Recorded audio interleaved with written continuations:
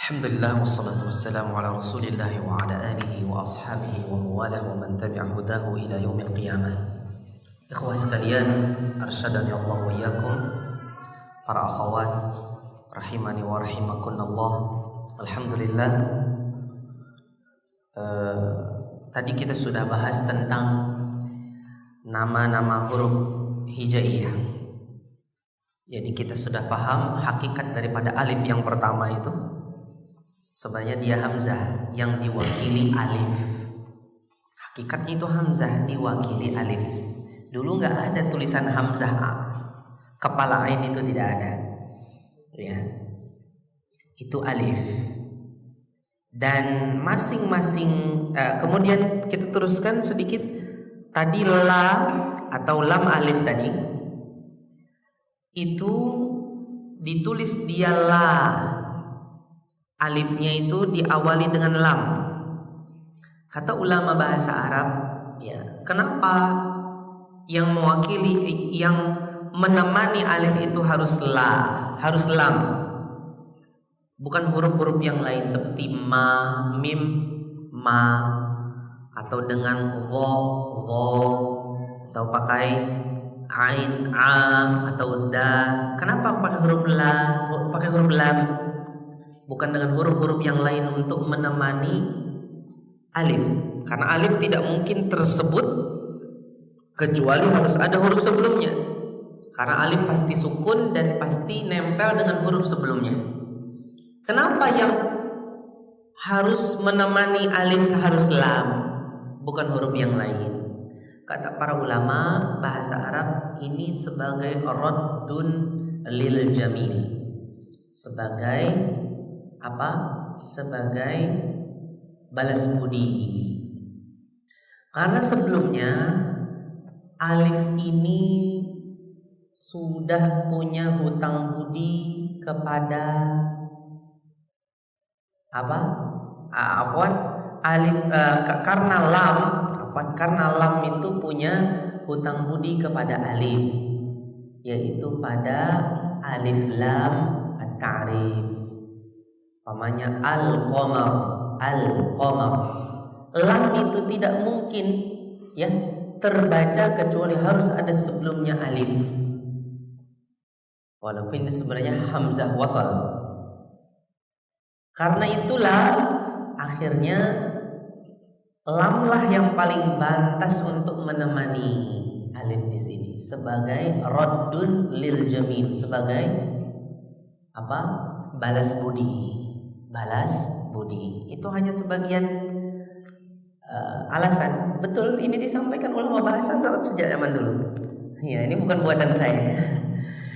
Itu disampaikan oleh ulama bahasa Arab sebagai raddun lil jamil, balas budi. Makanya dipilih huruf lam. Jadi ulama nggak sembarangan memilihkan ini. Kemudian hamzah dan ya. Tadi hamzah sudah kita pahami, ini adalah tanda hamzah. Tanda hamzah atau hamzah secara tersendiri. Adapun dahulu hamzah itu nggak ada wujudnya, cuman diucapkan tapi tidak ada. Dia letaknya kadang di atas ya, kadang di atas alif, kadang di atas waw, kadang tersendiri. Ya, seperti ibun itu tersendiri kan, tidak di atas apa-apa. Kemudian baru ya. Setelah itu huruf ya. Nah, teman-teman sekalian dirahmati Allah, ini semua perlu kita ajarkan satu persatu kepada murid. Tadi kalau kita sudah sampai tha, jim juga diajarin kepada mereka satu demi satu. Ya. Huruf jim seperti ini kita ajarkan. Nah, ini huruf apa? Kalau bisa digandengkan ya. Jim, ha, kha itu langsung 3. Karena tulisan hurufnya pada awalnya sama. Umpamanya apa tulisan saya jelek ya. Kita ajarkan kepada mereka. Ini sama enggak? Sama kata mereka. Nah, sekarang masing-masing ini beda. Allah Subhanahu wa taala meletakkan hurufnya, namanya beda, pasti hakikatnya juga beda. Ketika dia namanya beda, berarti yang dikandung olehnya juga beda. Ini namanya jim ha kha, jim. Ini namanya jim. Titiknya di tengah, di bawah gitu ya. Kemudian ada lagi ha, tidak ada titiknya. Kemudian kha. Kita ajarkan kepada mereka, ini huruf namanya jim. Apa tadi namanya? Jim. Kemudian ini apa? Ha. Ini apa? Kha. Nah, ketika mereka kita ajarin, itu harus diajarkan kefasihan yang pertama. Jadi ketika menyebut umpamanya mengajarkan mereka ini alif. Kalau ada anak umpamanya sembarangan nyebutnya alif pakai p, ya, udah diajarin dari awal untuk biasa memfasihkan alif, bukan alif, ya. Kalau orang Banjar biasanya alif. Kemarin ada apa ya? Itu ba. Ini kita ajarkan juga ba. Ini namanya ba. Nah, kalau umpamanya ada yang menyebut ba seperti p dalam bahasa Indonesia, pa. Kita betulkan. Ini namanya ba. Coba ba. Kita ajarkan kefasihan yang sederhana saja. Artinya tidak perlu kita menyebut makharijul hurufnya. Kita sebut begini, itu awal kita memfasihkan dia. Ba namanya. Habis itu ta. Kasih tahu dia ini namanya apa? Ta. Kalau ada yang menyebut ta, kita koreksi juga. Walaupun mungkin ada tahapan di awal dia masih banyak salah-salah, jangan terlalu keras dulu. Nanti setelah itu kita lebih telitikan lagi. Kemarin salah, hari ini harus dia bisa. Kalau hari ini masih ada salah huruf ini, besok harus huruf ini lebih fasih lagi menyebut namanya. Itu sa. Jangan sembarangan dia baca sa. Oh enggak, ini namanya sa. Seperti ini. Lihatkan mulut kita. Sa. Oh dia melihat, oh iya. Dia coba, akhirnya dia bisa. Sa. Habis itu jim. Ini namanya jim, nah. Ini namanya jim. Ini ha. Ini kho. Bedakan dia, suruh membedakan. Nah, nanti bisa kita kita berinisiatif tersendiri. Kita membuat terobosan tersendiri untuk membuat dia betul-betul ingat. Nanti mungkin titik-titiknya kita pindah-pindah, atau ini kita pindah-pindah, masih nggak dia ingat. Nah, takutnya kan dia ingat urutan doang, nanti titiknya kita pindah-pindah. Setelah kita pindah-pindah, dia sudah betul-betul ingat, berarti dia memang betul-betul hafal.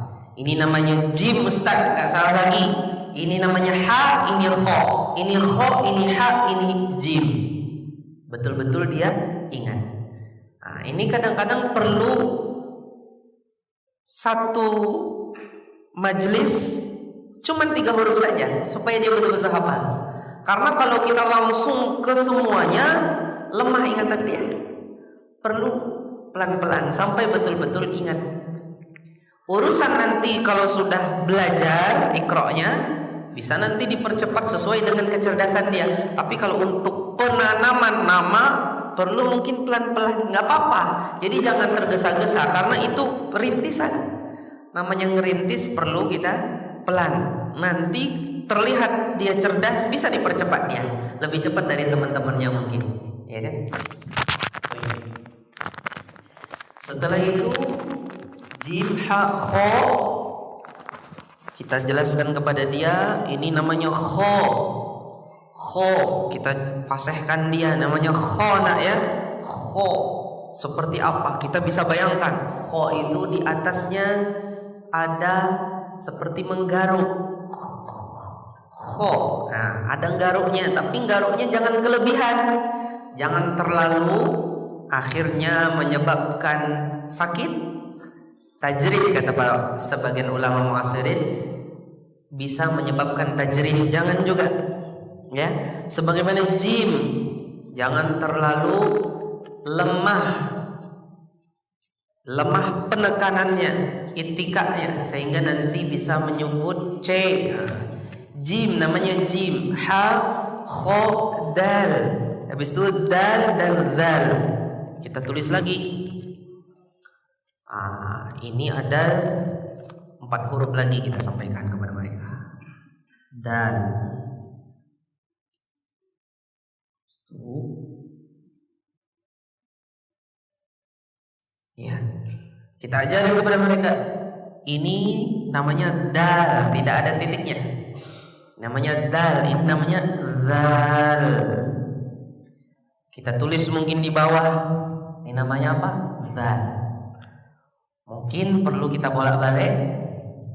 Kemudian ro, zai. Ini namanya ro, ini namanya zai. Insya Allah teman-teman bisa menyampaikan kepada murid lebih menarik daripada yang saya sampaikan, supaya anak itu betul-betul fokus kepada huruf yang sedang dipelajari. Ini namanya ro, ini namanya zai. Bisa kita bolak-balik lagi. Nah, bedanya apa? Ini seperti ini seperti ini. Nah, seperti ini. Ikhwah sekali dalam Allah Subhanahu wa taala, huruf-huruf Arab itu gambarnya itu menunjukkan makhrajnya. Beda dengan huruf bahasa lain seperti huruf Latin, bahasa Indonesia itu banyak huruf-hurufnya tidak menunjukkan pengucapannya. Beda dengan huruf Arab. Huruf Arab itu kata para ulama menunjukkan apa? Menunjukkan pengucapannya. Ba itu mengisyaratkan tentang bibir ini. Ini bibir. Nah, ini titiknya menunjukkan bibir bawah ikut ba. Kemudian ta ini menunjukkan dia di atas bibir. Ta. Gambar bibir masih kelihatan, tapi letaknya di sini, di lisan. Sa, bibir masih kelihatan. Nah, masih kelihatan dia. Ta. Dia menggambarkan, ya, menggambarkan letak-letaknya itu semua. Ya. Kemudian kho dan ha, khususnya kho ini menunjukkan dia letaknya di atas, ada tafkhimnya. Ha, dia berada di tengah. Jim itu menunjukkan, memang dia berbeda dengan ini, tapi dia menunjukkan apanya lagi. Intinya saya tidak bisa membahasakan. Intinya ulama itu nggak sembarangan menggambar tulisan itu. Tulisan itu mengisyaratkan kepada makhrajnya, seperti dhad, shad, dha, dad. Itu semua menggambarkan tentang sifat apa? Sifat Sifat bukan isti'la, lebih daripada isti'la, apa namanya? Apa? Itbaq, sifat itbaq. Nah, ini kondisi daripada dalam mulut yang betul-betul suara itu memenuhi antara lidah dengan atas. Nah, seperti itu. Jadi dia sebenarnya mengisyaratkan itu. Dal, zal, ra. Habis itu apa? Zai, ya. Ra, zai. Itu sin, shin, sad, dad. Kita ajarkan juga ini namanya sin. Kalau seandainya anak kita masih nyebut shin, agak malas sedikit, kita ajarin dia untuk lebih rajin. Sin, tipiskan nak. Sin, shin, zai tadi juga. Mungkin anak-anak kita mungkin masih malas. Kita ingatkan za, tipiskan zainya nak. Bukan za, tapi za, zai. Sin, shin, sad. Kita ajarkan mereka sad, so, menyebut dari awal fasih. Kalau di sini sudah difasihkan, nanti yang setelahnya kan lebih mudah fasih. Karena ketika menghafal nama pun dia sudah fasih. Makanya sebenarnya pelajaran pertama, pelajaran ke-1 ini, kalau kita fokuskan untuk sambil mengenalkan nama dan memfasihkan menyebut nama itu cukup menarik buat anak-anak. Ya, kalau seandainya cuman jim, ha, kho, sudah apa? Sudah. Nah, itu nggak menarik kan? Coba jimnya itu kita betul fasihkan, jim, betul-betul semua jim udah benar. Habis itu haknya nyebutnya betul. Namanya Pak kho, dal. Namanya Pak dal. Kalau mungkin masih kebanyakan nyebut dalnya sembarangan, dipasihkan namanya dal. Akhirnya kan bisa lama dan menarik. Bahkan mungkin dal sama dal saja satu pelajaran untuk menguatkan dia. Kalau di sini sudah fasih, nanti berikutnya mudah fasih. Karena dia ketika ngapal nama sudah fasih. Ya. Sod, bod. Kita ajarin aja, ditalkinkan saja, diikrokkan saja. Sod, ini namanya sod. Mungkin ada sebagian yang mungkin memonyongkan, tidak nak seperti itu. Angkat pangkal lidahmu, dia akan tebal sendiri. Sod, bod dengan tepi lidah, ya. Salah satu atau keduanya. Bod, ujungnya dal. Bod namanya bod, ya. Kalau nggak perlu disebut bisa juga kita ingatkan bod di ujung dal, bod, ya, di ujungnya dal. Vo juga ingatkan, kita fasihkan dia. Vo namanya apa? Ini to, ini vo. Kita gambarkan dia, dibolak-balik sampai dia hafal namanya, bentuknya apa, pengucapan nama huruf itu juga benar. Kemudian ain dan ghain, ini mengisyaratkan kepada tenggorokan sebenarnya. Ain dan ghain. Ghain itu di atas, yang paling keluar seperti kha tadi kan. Kemudian ain di tengah lidah seperti ha tadi.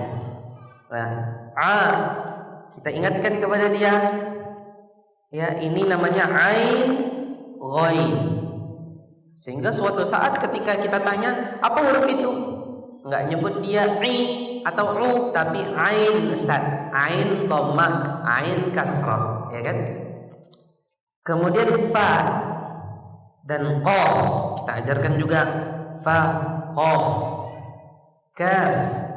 Namanya qaf, ini kaf.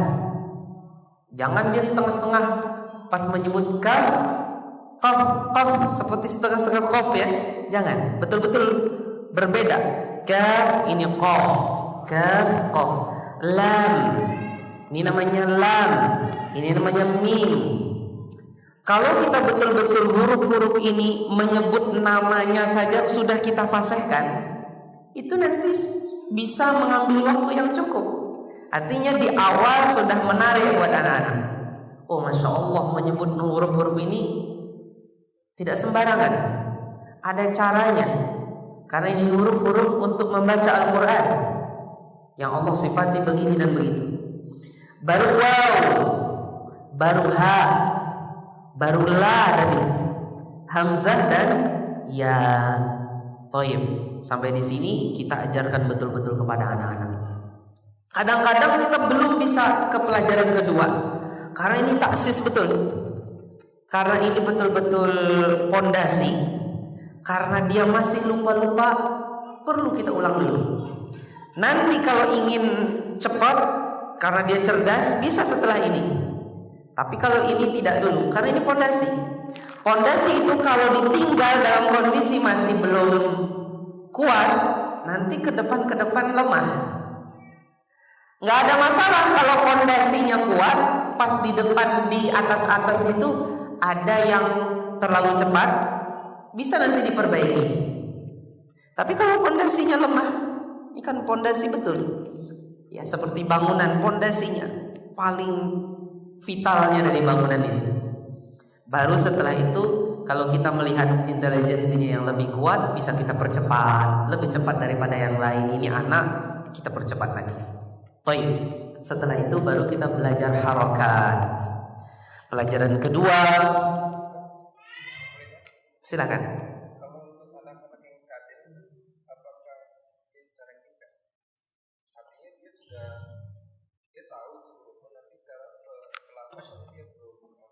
Baik. Cadel dalam bahasa Arab namanya apa? Apa namanya? Toib, intinya cadel itu ada dalam istilah bahasa Arab, arget apa gitu kan. Cadel itu ada beberapa faktor yang melatar belakangi cadel. Cadel itu ada karena faktor kebiasaan lingkungan dia. Ayah ibunya dia cadel, karena faktor bahasa dicadel-cadelkan, akhirnya dia juga ikut-ikut. Seperti contohnya orang Banjar sama orang Palembang, cadel disebut ra ya. Ra-nya cadel ke, ada sebagian yang ke ya, ra'u ya. Ada ke ghain. Cadel ra-nya ke ya, ada yang ke ghain. Bagapa itu ke ghain. Ada yang ke ya, baba itu cadel ke ya. Ada yang cadelnya ke huruf kha. Ya, ada beberapa bentuk cadel. Ada yang cadelnya ke lam, balapa itu cadel ke lam. Ada faktor karena lingkungan di sekitar. Orang-orang di sekitar dia seperti itu, akhirnya dia ikut-ikutan. Nah, yang seperti ini masih bisa diperbaiki selama belum gede. Tapi kalau udah gede agak susah. Udah gede nggak pernah memperbaiki, bisa susah. Tapi kalau masih kecil masih bisa diluruskan, diperbaiki. Tapi kalau udah gede agak berat karena lidahnya sudah keras, sudah kaku. Ada juga faktor karena fisik. Umpamanya contohnya lidah dia pendek. Karena dia pendek, akhirnya dia menyebut huruf-huruf yang di depan lidah itu nggak nyampe. Yang ini tidak ada solusinya. Fattaqullaha mastata'tum, gitu saja. Ada juga yang dia itu dari sisi lidahnya nggak ada masalah, cuma penyambungan saraf dari otaknya ke lidah ada masalah. Jadi dia menerima dari gurunya, paham dia sampai ke otak dia. Tapi dari otak itu, perintah dari otak ke lidah ada masalah. Saraf dari otak ke lidah ada masalah. Yang ini belum tahu saya solusinya. Kata para pakar, sampai detik ini belum diketahui apa solusinya. Karena kan itu kan berkaitan dengan saraf-saraf yang kecil, gimana kita? Ya kan menyambungkan dari otak itu kan ke lidah. Dan ini mungkin nyaris belum diketahui sampai sekarang bagaimana solusinya. Jadi dia belum tahu.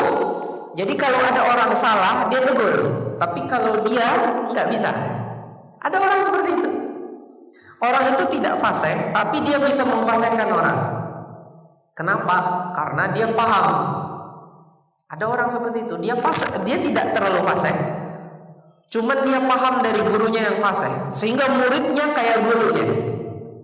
Dia itu tidak fasih di tengah orang yang fasih. Gurunya fasih, muridnya fasih. Dia tidak sefasih gurunya, tapi muridnya bisa seperti gurunya. Kenapa? Karena dia bisa negur. Dan itu biasanya ada masalah tadi, saraf penyambung dari itu. Ada lagi karena kecelakaan. Contohnya dulu dia fasih, cuman karena ada tabrakan akhirnya, nah ini hubungannya dengan fisik juga. Ya. Ada juga yang disebabkan karena pembelajaran yang salah. Seperti contohnya di sebagian masyarakat mungkin ada yang menyebut huruf ini begitu, diajarin sama gurunya, karena terlalu lama ya nggak bisa lagi kan diperbaiki, susah diperbaikinya. Ada juga karena faktor itu juga, wallahu alam. Jadi itu Pak. Nah, tapi kalau seandainya kan cadel macam-macam lagi, ada di huruf, kebanyakan cadel kalau orang sebut cadel ya biasanya identik dengan ro, padahal sebenarnya cadel bisa ke lam, bisa ke huruf dal, bisa ke huruf zal atau sin dan sebagainya. Jadi tapi identik ke ro memang ya, identik ke ro ya. Ar-ghadd ini ya, dia biasanya kalau ke huruf ro atau huruf yang lain bisa dilatih kalau kecil Pak. Contohnya begini, dia tidak bisa menyebut ro ya, lidahnya itu kita kasih sesuatu seperti pulpen kecil taruh di sini ya. Nah kan dia kan tidak di ke atas kan dia kita tarik ke atas, getarkan nak, getarkan ya, getarkan lagi gitu kan, kita paksa dia kita latih nah kena juga itu nak itu roh. Jadi ditaruh sesuatu di sini atau suruh lidah dia naruh sini ujungnya di sini kan, letaknya roh itu kan di atas ujung lidah kan, jadi supaya kena itu getarkan nah nanti dia bisa itu dilatih. Tapi kalau udah gede biasanya sudah kaku, kebanyakan tidak bisa lagi, wallahu alam. Baik, setelah itu kita belajar harokat, ngajarin anak-anak kita harokat itu laksana bintang di langit yang digunakan sebagai petunjuk arah ya kan, petunjuk bintang di langit sebagai petunjuk dia. Harokat juga seperti itu. Huruf tanpa harokat nggak bisa dibaca kecuali namanya tadi. Bagaimana membacanya? Kalau dia sudah ada petunjuk, oh ini dibaca demikian karena sudah ada harokatnya. Harokat ada 3, harokat utama ada 3. Ada beberapa harokat far'iyah, tapi itu tidak dibahas di pembahasan ini karena suatu saat bisa belajar. Seperti ada namanya ikhtilas, raum, ada juga namanya ismam dan sebagainya. Itu ya, itu adalah cabang-cabang atau imalah ya, atau tashil, bukan tashil tidak masuk. Iya, tashil juga. Itu adalah harokat-harokat cabang, tapi itu tidak dibahasakan harokat. Kalau disebut harokat, maksudnya 3 ini, lawan daripada sukun. Huruf kalau tidak berharokat berarti sukun, ya kan? Harokat artinya bergerak. Kita pahamkan mereka harokat artinya bergerak. Dia adalah sebagai tanda untuk mengetahui huruf dari kondisinya membacanya, dari dibedakan dari kondisi dia sukun, bertasydid dan lain-lain. Baik.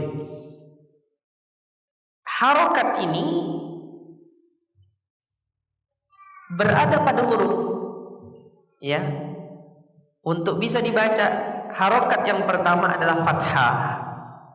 Kita sampaikan dulu 3-3-nya. Jangan cuma ini. Kita sampaikan dulu kepada mereka 3-3-nya. Kita sampaikan kepada murid-murid kita 3-3-nya. Yang harokat pertama namanya apa nak? Fathah. Tulisan saya kurang bagus ya. Yang kedua namanya kasrah. Yang ketiga dhammah.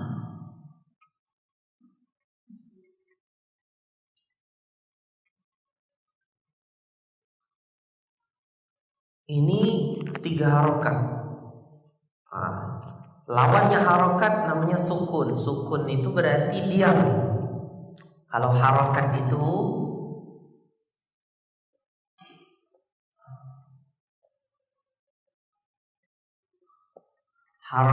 artinya bergerak. Lawan dari harokat namanya sukun. Sukun artinya diam. Fathah, kasroh, dhammah. Fathah ini di atas huruf ada begini. Kasroh di atas huruf, di bawah huruf, letaknya di bawah huruf. Kalau dhammah letaknya di atas huruf begini. Kita sampaikan kepada mereka, sampaikan. Sebagai pengetahuan pribadi yang mungkin belum tentu penting untuk murid, fathah itu aslinya alif. Fathah itu aslinya alif. Alif yang dibalik, alif yang direbahkan kata orang. Maftuhah, alif yang dibaringkan, alif yang dibaringkan. Jadi alif, habis itu dimiringkan seperti ini, dibaringkan di atas huruf. Kenapa? Karena asal dari fathah itu alif. Alif itu anaknya fathah. Alif itu anaknya fathah. Makanya nanti kita akan banyak membahas ketika kita membahas tajwid, membuka mulut ketika menyebut alif dan fathah itu sangat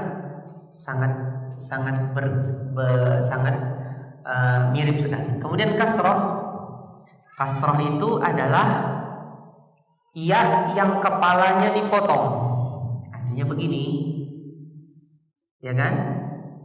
Seperti ini dulu. Kemudian inya dipotong. Nah, ini dipotong. Tersisa ini.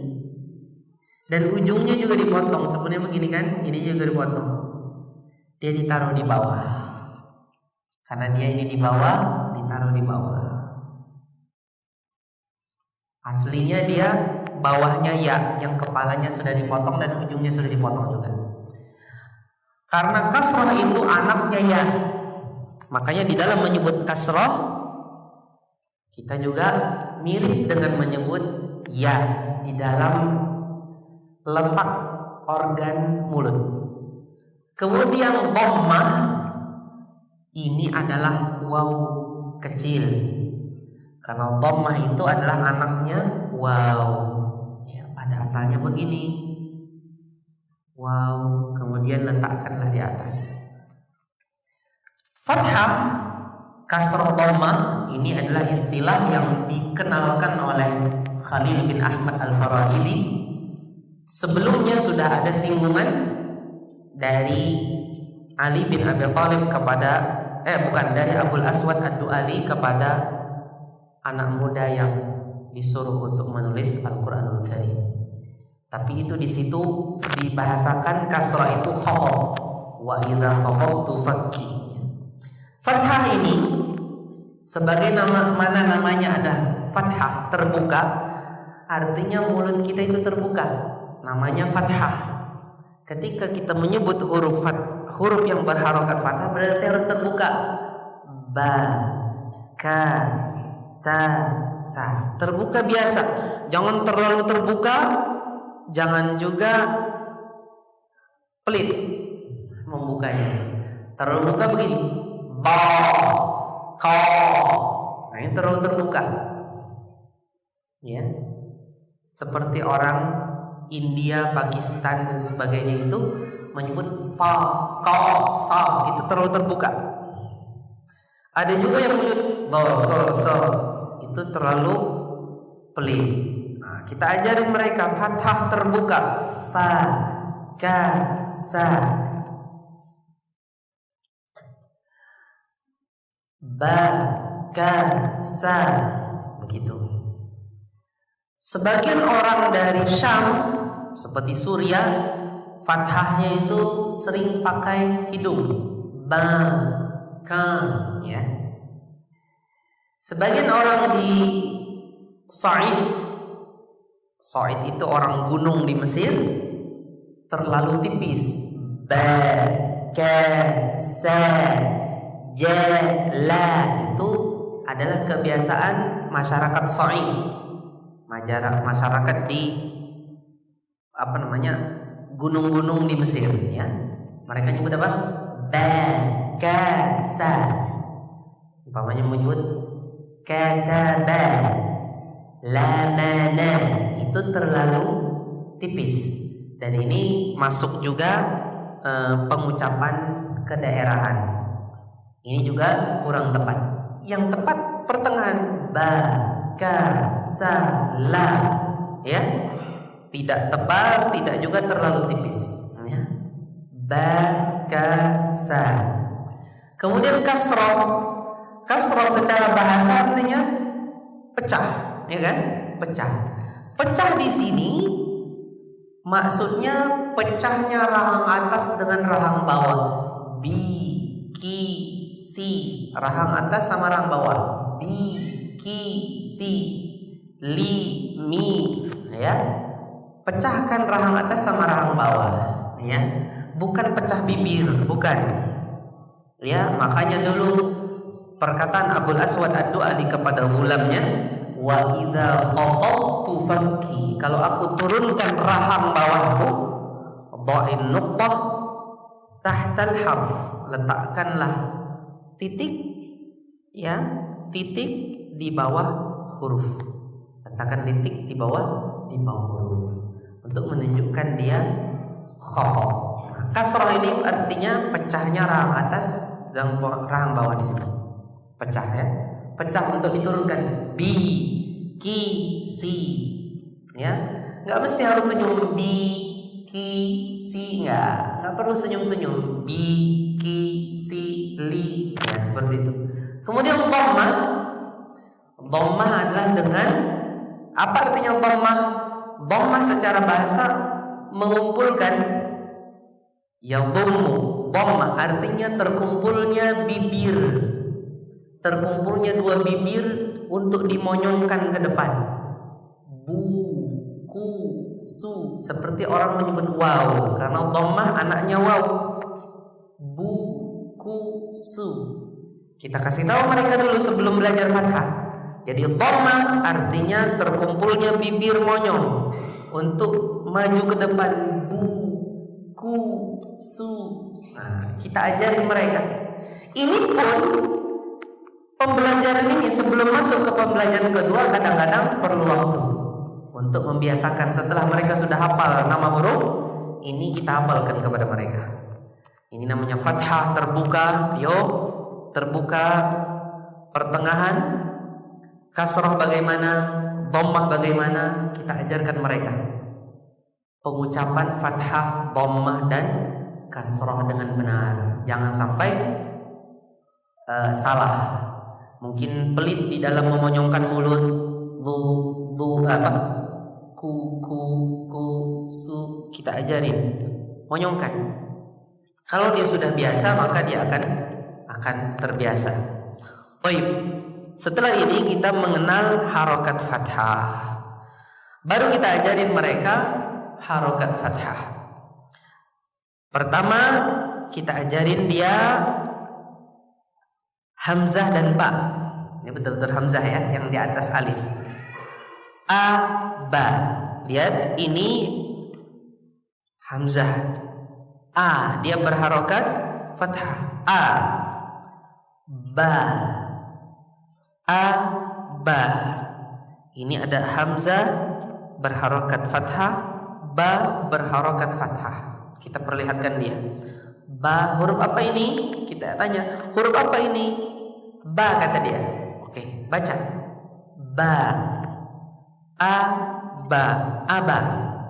Nah, mungkin teman-teman sudah ada sebagian yang sudah tahu mengeja, ya, sebagian. Apa tujuan mengeja itu? Tujuannya untuk supaya mata anak fokus kepada huruf. Dan biasanya hasilnya dari mengeja itu, anak itu tidak salah, kalau enggak jarang salah dari kesalahan ketika baca Al-Quran. Makanya di antara kelebihan At-Tibyan sama Nurul Bayan, anak hasil didikan lulusan Tibyan dan Nurul Bayan, baca Qurannya nggak mungkin salah. Maksudnya nggak mungkin nggak teliti, pasti benar karena matanya sudah terbiasa fokus. Jadi mengeja itu tujuannya untuk memfokuskan mata. Makanya yang tidak dengan mengeja seperti Iqra tidak fokus matanya. Makanya hasilnya biasanya baca Al-Qur'annya tidak teliti. Sudah bisa, cuman tidak teliti. Umpamanya nih satu ayat dia salah. Tolong kamu perhatikan, setelah dia perhatikan baru dia sadar, oh iya, tadi saya kebaca ini dan itu. Karena tidak fokus matanya. Mengeja membuat anak atau peserta didik terbiasa fokus. Aba. Habis itu kita ajarin mereka berikutnya. A. Pertama karena orang itu belum bisa, dibimbing dulu. Nggak disuruh sendiri dia. Coba lihat A. Ikuti A. Dicepatkan. A. Ya kan? Aba. Diikuti sama dia. Baba. Ba'a. Baba.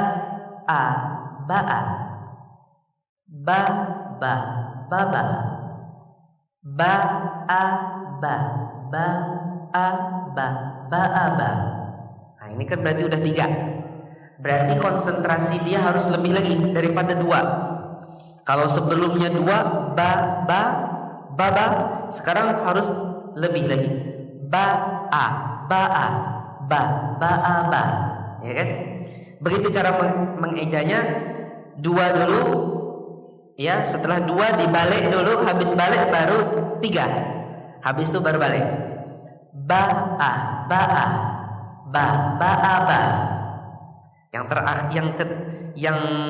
Yang ketiga itu cukup nyebut sekali aja. Ba'a. Dan ini mengeja yang jauh lebih sederhana daripada mungkin di zaman Bapak. Ketika belajar Baghdadiyah, ayah kita, beliau mungkin ba di atas fathah, ya kawan. Ba di bawah, nah ini jauh lebih menghemat waktu dan langsung sampai ke nalar anak, sampai ke nalar murid kita. Ba'a, aba,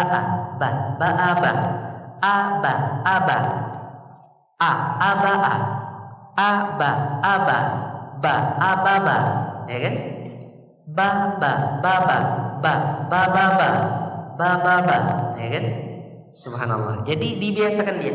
Nah di sini kita kuatkan apa yang sudah kuat dari mengenal huruf. Pas dia mengenal huruf kan dia sudah dipasehkan menyebut nama hurufnya. Nah sekarang di sini menyebut hurufnya langsung dalam keadaan berharokat, dan ini banyak hubungannya dengan penyebutan nama di awal. Jadi di awal itu merintis penyebutan huruf awal. Jadi dia sudah bisa fasih secara sendiri. Sekarang di sini kembali difasihkan.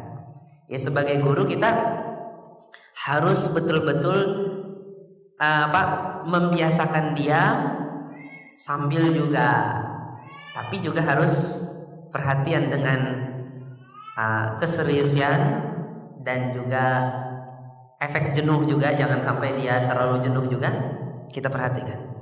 Kemudian tasa. Berikutnya huruf berikutnya kita suruh dia lihat huruf apa itu. Tanya huruf ta Ustaz. Ini sudah ditutup pelajaran 1 ini. Yang kedua huruf apa? Ta Ustaz. Thayyib. Harokatnya apa namanya? Fathah. Thayyib. Sekarang kita baca tasa. Dia coba tasa dan seterusnya sampai bawah. Contohnya sata ba. Kan ini kan bolak-balik sebenarnya antara hamzah ta sa ba kan. Nah, ini dia harus biasakan sampai tidak salah lagi, tidak tertukar-tukar lagi. Karena kalau dia sudah hafal huruf hijaiyah, insya Allah tidak tertukar-tukar lagi. Atau mungkin perlu dikuatkan ingatannya saja lagi. Ya, kalau dia masih tertukar-tukar, jangan dulu ditambah. Ya, jangan dulu ditambah. Kemudian ja, ha, kho, belajar fathah pada huruf-huruf ini lagi. Nah, di sini perlu kita bedakan kan kepada mereka. Ya, ja, ha, kho, betul-betul melatih mata mereka membedakan antara huruf-huruf tersebut.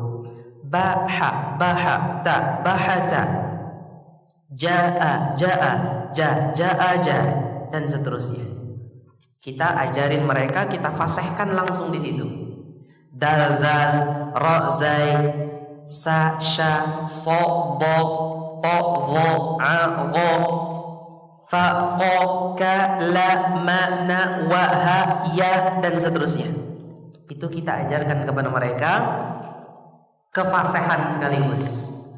Mungkin di pelajaran fathah sudah cukup fasih, nanti di kasroh dan dhammah dia sudah lebih mudah untuk memfasihkan. Karena ketika di fathah sudah fasih, ketika dia belajar kasroh dan dhammah, dia sudah lumayan agak fasih sudah. Cukup fasih dia. Ya. Cukup fasih. Kita sampai pukul 11 kan? 11 pas. Ya, 11 pas. Saya kasih waktu nanti 10.50 atau 10.55 kita dialog ya. Jadi ini dibiasakan Pak, memfasihkan dari awal. Ha a ha a ha ha a ha. Kalau ada anak umpamanya membaca ho, kita fasihkan ha nak fathah nak. Fathah, jangan bulat mulutmu. Bibirmu terbuka saja, jangan bulat. Ha, bukan ho. Ha. Ha. Ha a ha a ha ha a ha. Ya, dan sebagainya. Kita biasakan mereka fasih dengan ini semua. Iya. Coba teman-teman yang belum biasa mengajarkan eja, siapa? Bisa coba kaf dengan la, kala. Siapa? Silakan. Kala, ya. Contohkan. Kala. Ya. Coba lihat. Kala. Kala. Kala. Itu antum berlatih mengajarkan. Kafa. Kafa. Sedikit dilakukan supaya anak itu kan senang. Kafa, kafa. Ya, coba. Kafa. Kafa. Dilakukan sedikit lagi. Kafa, kafa. Ten, ten, ten, ten. Nah, betul, seperti itu. Dan itu juga ada latihan sebenarnya untuk menyenikan suara. Ada latihan sebenarnya. Baik. Kafa. Kafa. Dipisah dulu. Kafa, kafa. Kafa. Kafa. Terus Laka. Laka. Lata. Lata. Ola. Ola. Fala. Fala. coba dilakukan lagi, teruskan. Ka ko, la, ka ko, la. Nah, gitu. Ten, ten, ten, ten, ten, ten, ten, ten. Akhirnya anak tertarik. Coba. Ka ko, la, ka ko, la. Nah, ya, coba. Kapo. Kapo. Coba. Ka ko, la, ka ko, la. Kapo. Kapo. La. Ya, belum terbiasa ya? Ya. Coba yang lain mungkin. Ayo. Dikasih ya Bapak, teruskan kakola Pak. La a ba la a ba. Mumtaz. Teruskan Pak. Oh, ada lagi. Ayo.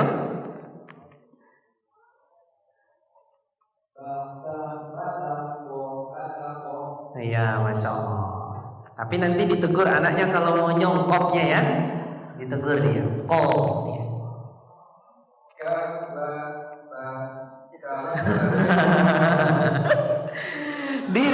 Dicicil dulu Pak. Dicicil dulu. Dua dulu, habis itu balik, habis itu yang satu terakhir. Iya.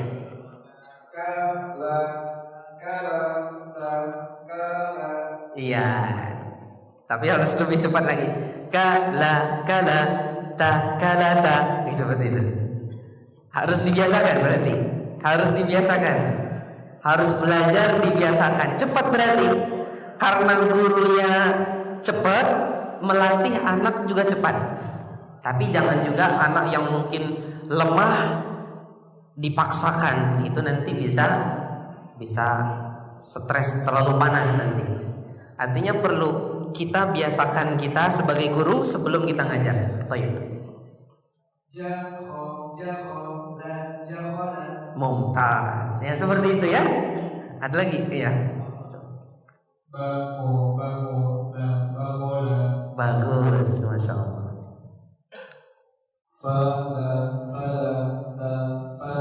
Masya Allah. Ada lagi?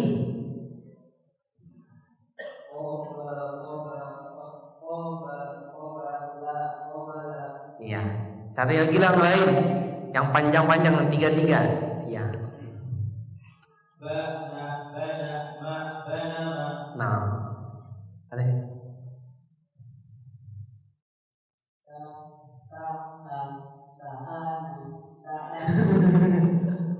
Dua dulu deh, habis dua baru yang ketiga. Ya.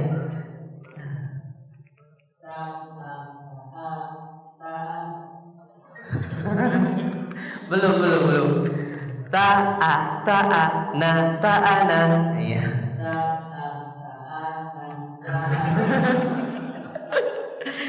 Dua dulu, kita fokus kedua.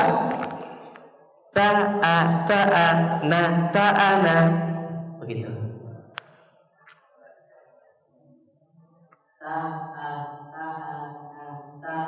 Iya, cukup bagus. Tapi masih mikir. Nanti kalau biasa kan nggak mikir lagi. Kalau udah biasa nggak mikir lagi. Ini kan karena belum terbiasa akhirnya mikir. Nah, kalau udah jadi guru, jangan mikir lagi pas mengajar. Diketawain murid nanti. Oh, Ustadz masih mikir-mikir, masih ingat-ingat, ya kan? Toyib, silakan. Siapa yang coba lagi? Cukup kiranya ya. Insya Allah semuanya bisa. Toyib. Nah ini teman-teman harus kita, ya. Siapa? Ya silakan. Tafadhal ya Ustaz. Lah, tafadhal. Ustaz Kabir, jism. Tafadhal ya Ustaz.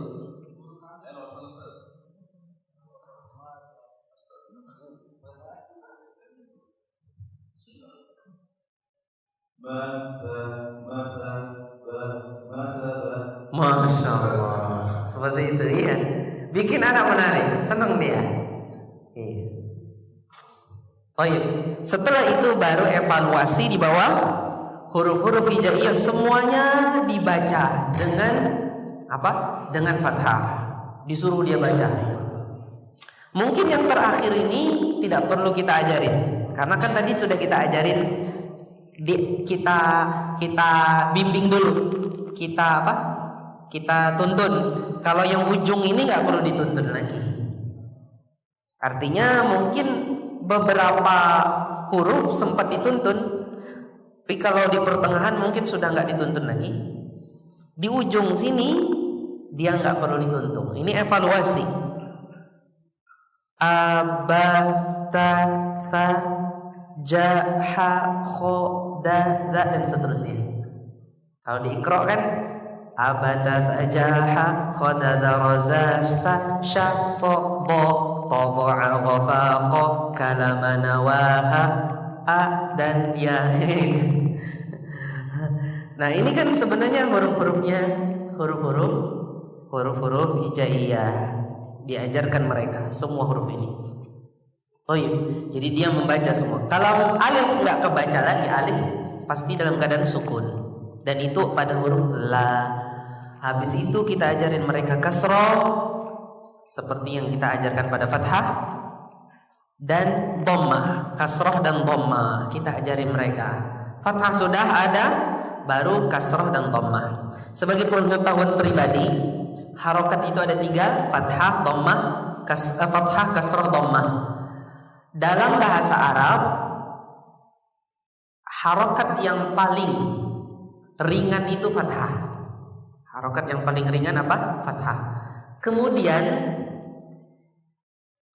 setelah itu adalah kasroh, pertengahan. Kemudian harokat yang paling tidak ringan adalah dhammah. Kalau kita bahasakan harokat yang paling berat, maka takutnya mereka takut ya. Anak-anak dikasih itu berat, wah, udah keder duluan dia.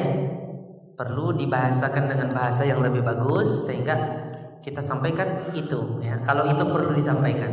Makanya di dalam bahasa Arab pun kalau menunjukkan sesuatu itu lebih hebat lagi, kadang yang fathah jadi dhammah untuk menunjukkan kehebatan seseorang itu dalam kata yang diinginkan itu. Ya, wallahu taala alam. Ya. Seperti kalau tidak salah ini, mohon koreksinya ustadz-ustadz yang ada. Dulu di antara perawi hadis ada yang dikenal dengan As-Sulafi. Kok As-Sulafi? Karena beliau salafi banget gitu.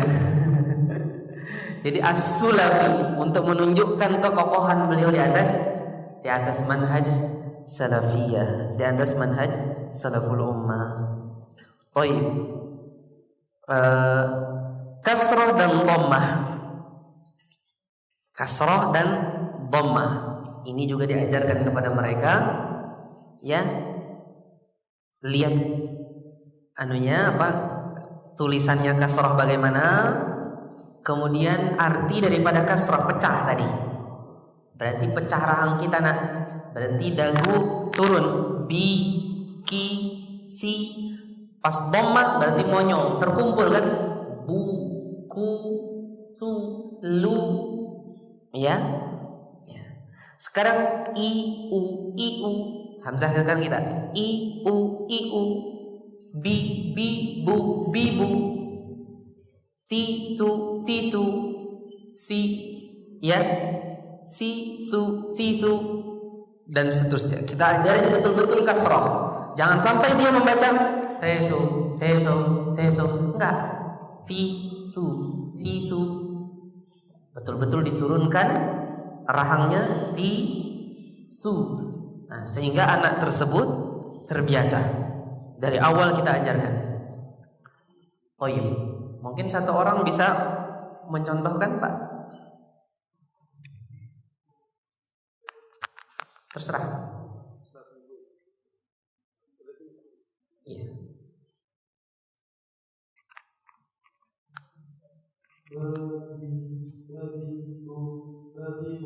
Monyongkan lagi bunya. Babi, bu, babi, bu. Masya Allah.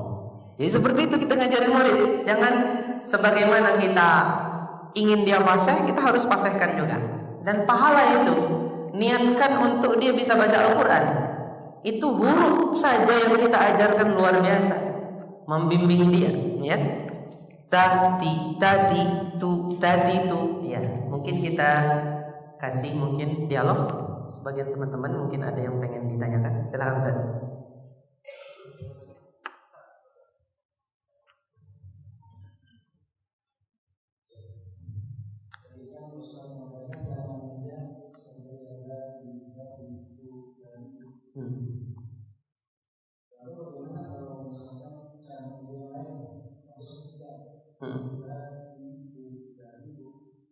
Bisa juga, tapi yang secara penelitian Syekh Abdurrahman Qadhi, praktisi Nurul Bayan kemudian At-Tibyan, sebelumnya Nuroniyah.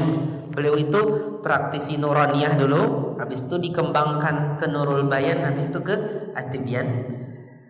Yang dua itu lebih memfokuskan Pak daripada yang langsung 3. Jadi dia dieja 2 dulu baru 3 daripada yang langsung. Jadi ini meningkatkan kefokusan, pandangan mata. Itu secara penelitian mereka dan pengalaman. Wallahu a'lam.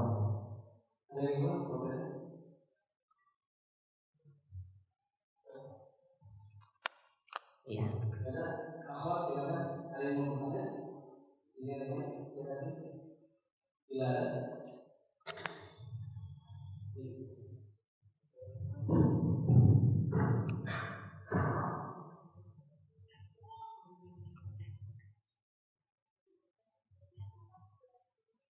Silakan.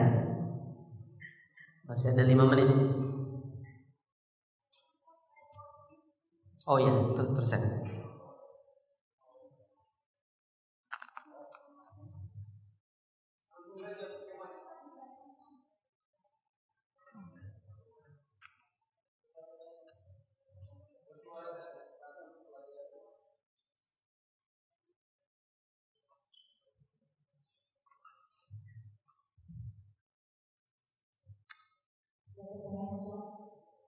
Jika dalam membaca Al-Quran seperti pada huruf-huruf muqatta'ah yang tadi disebutkan, tidak lagi kita sebutkan hamzah pada pengucapan hurufnya.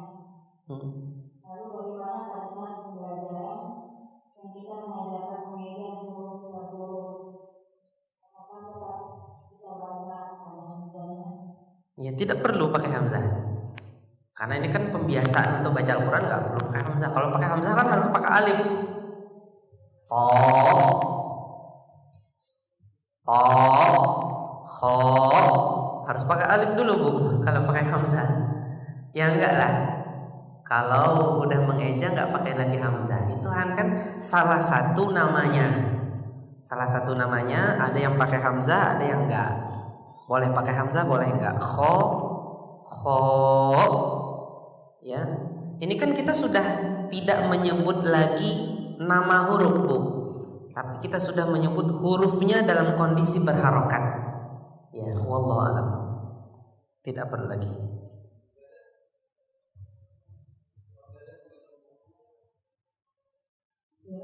Ustaz, kalau mengeja misalnya dengan menyebutkan nama harokatnya itu gimana? Misalnya huruf asli disebut dulu, kemudian harokatnya, kemudian cara baca yang contohnya ba, fathah, ba. Iya. Hamzah, fathah, a, ba, a. Itu kalau awal yang di atas iya bisa. Tapi kalau itu terus maka menghabiskan waktu. Manusia itu enggak bodoh-bodoh banget. Jadi manusia itu sebodoh-bodohnya manusia enggak bodoh-bodoh banget. Harus diejanya seperti itu enggak.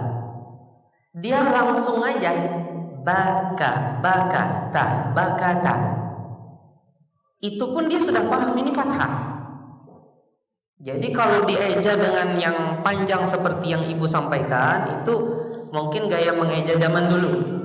Seperti zaman bapak ayahanda kita dulu seperti itu cara mengeja, panjang lama. Akhirnya belajar ngaji yang mungkin bisa 3 bulan selesai udah bisa ngaji, 2 bulan selesai butuh 1 tahun baru ke Al-Quran, ya kan?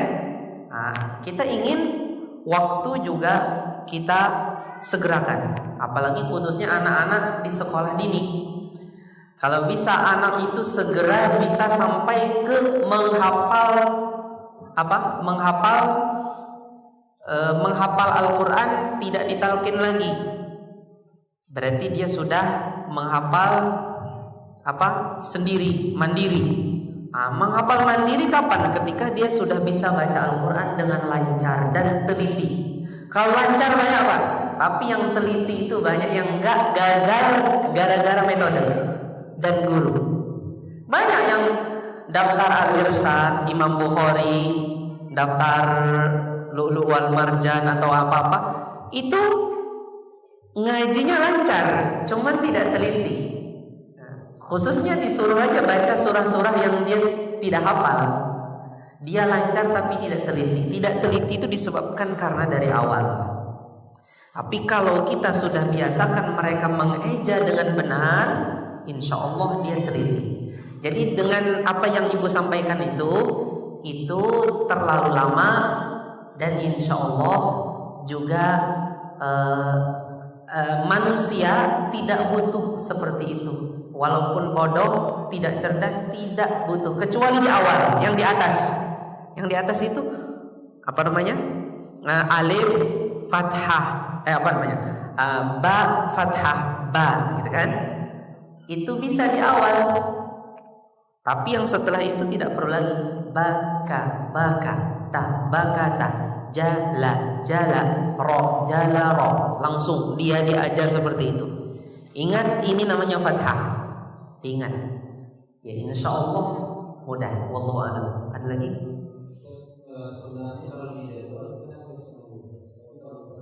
Enggak tahu saya. Oh, enggak apa-apa, kita teruskan. Enggak apa-apa, Ustaz. Ya, silakan. Teruskan.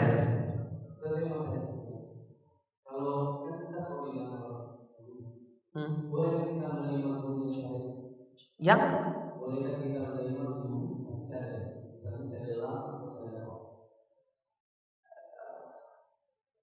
sekolah yang toib.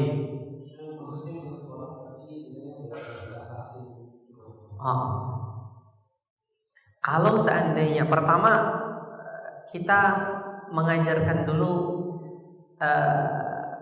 tentunya prioritas tetap ada. Kalau ada guru yang tidak cadel, tetap yang tidak cadel kita dahulukan. Kalau seandainya memang SDM-nya sedikit besar, jadi memang susah nyari guru, seperti sebagian daerah. Kalau di Balikpapan mungkin banyak, buktinya ini hadir, masya Allah, ikhwan banyak, ustaz-ustaz banyak, akhwat lebih banyak, Ustaz? Lebih banyak? Masya Allah, memang akhwat itu Allah jadikan lebih banyak dari laki-laki. Masya Allah, Allah jadikan mereka lebih banyak, lebih semangat juga. Ya, tinggal laki-lakinya saja mempersiapkan untuk menerima banyaknya akhwat ini dengan sebaik-baiknya. Taib ikhwah sekalian dirahmati Allah. Tapi kalau seandainya SDM memang betul-betul susah dicari, ketemu guru yang cadel, selama yang cadel itu paham yang benar, yang punya dia salah, terima. Tapi kalau yang cadel gak tahu yang benar, jangan. Kan banyak yang cadel tapi dia tahu yang benar. Saya gak bisa, cuman saya ingin ngajarin orang supaya bisa. Yang itu bisa kita gunakan. Tapi kalau yang cadel gak tahu yang benar, gak bisa mengetahui yang benar, jangan. Ya, kondisi seperti itu. Jadi ada skala prioritasnya ada. Kemudian kalaupun sampai diterima, disyarati dia orang yang paham, cadelnya yang paham. Dan semakin dia kurang cadelnya, tentunya lebih utama daripada yang parah cadelnya. Wallahu a'lam.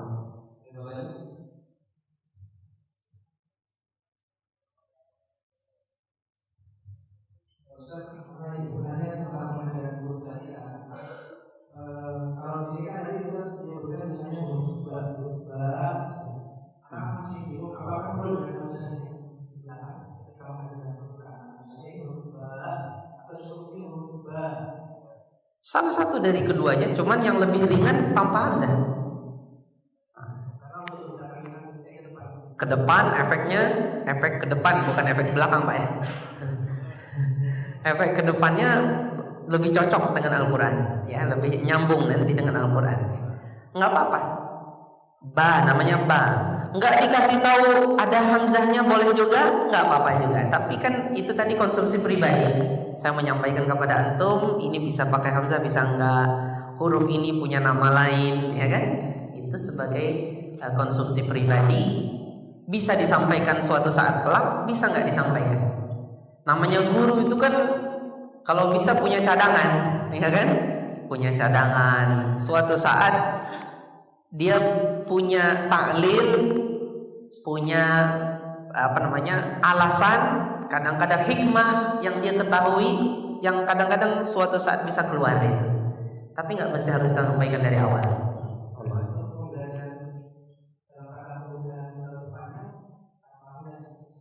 Iya, bisa jadi. Betul.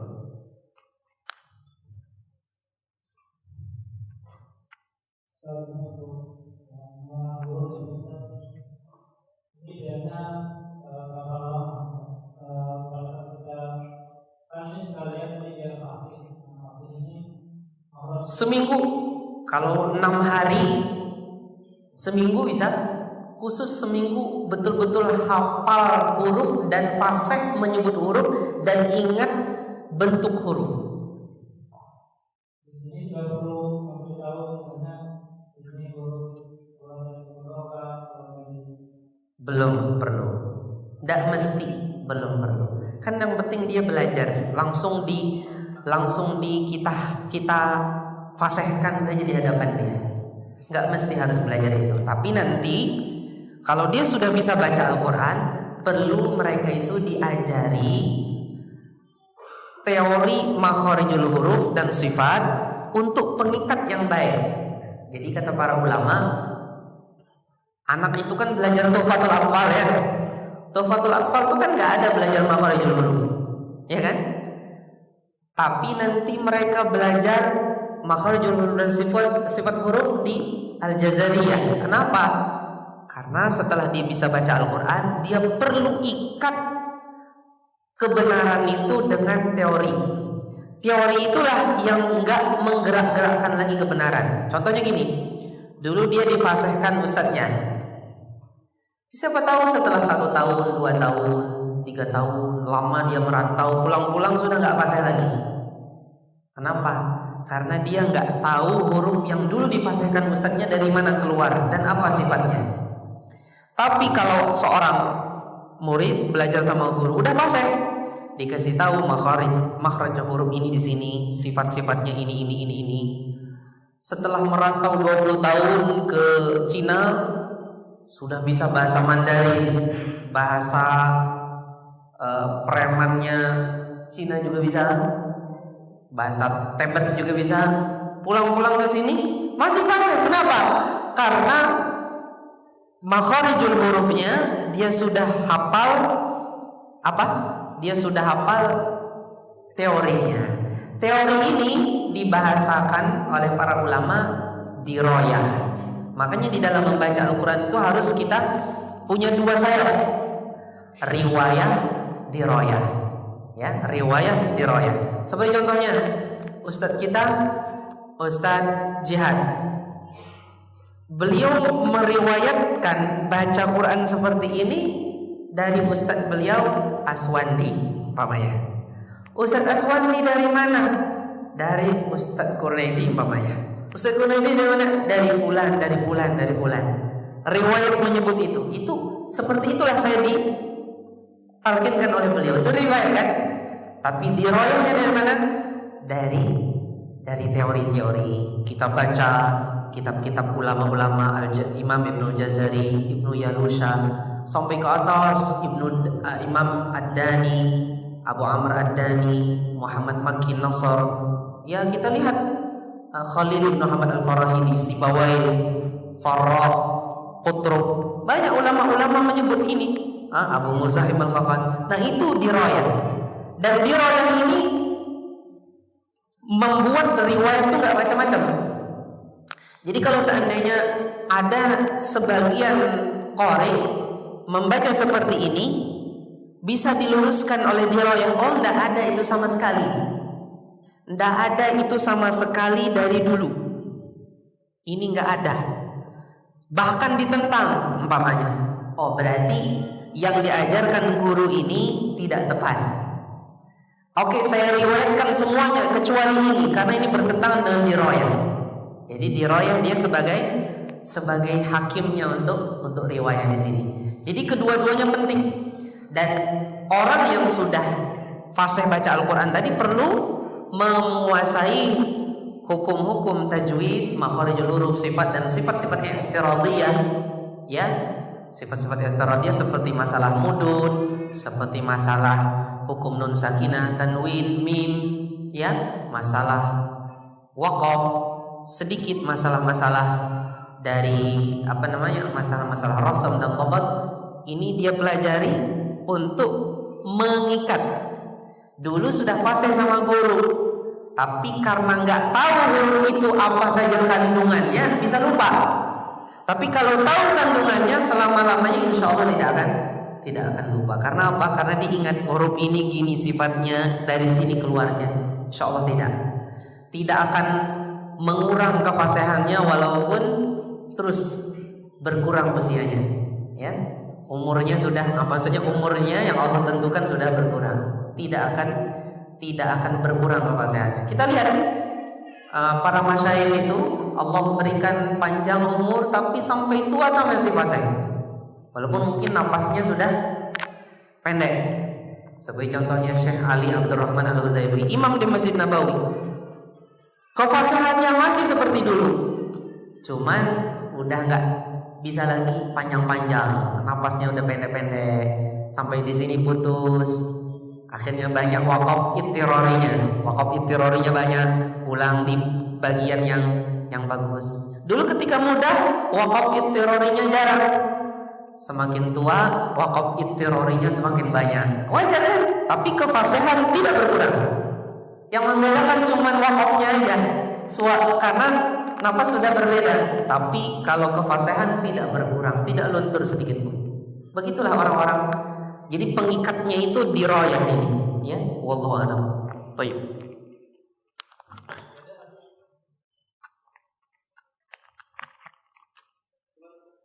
Ya, terserah.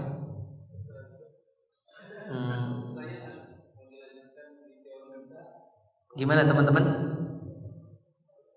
Apa? Di luar tema? Oke. Mungkin ada teman-teman yang punya jadwal khutbah di luar. Kita cukupkan sampai di sini, ya Ustaz ya. Ya, mungkin ayahanda khutbah di Nasai. Allah yubarik fikum.